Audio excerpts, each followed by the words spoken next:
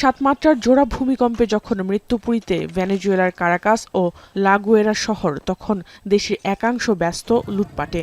যে যেভাবে পারছে দোকান, বাড়ি ও শপিং মল থেকে জিনিসপত্র সরিয়ে নিচ্ছে। রয়টার্সে প্রকাশিত কয়েকটি ছবিতে দেখা যায় দোকান থেকে খাবার সহ অন্যান্য জিনিসপত্র লুট করছেন সাধারণ মানুষ। ফার্মেসি থেকে ঔষধ ও চিকিৎসা সরঞ্জাম নেয়ার বেলাতেও একই অবস্থা। এমনকি ধ্বংসস্তূপে পরিণত বাড়িঘর থেকেও যে যেভাবে পারছে ছুটছেন মালামাল নিয়ে।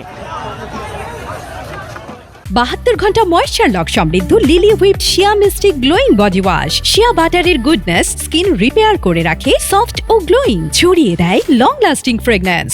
চারদিকে আর্তনাদ ও মৃত্যু ভয় উপেক্ষা করেই এমন অমানবিক কাজ করে যাচ্ছেন অনেকে।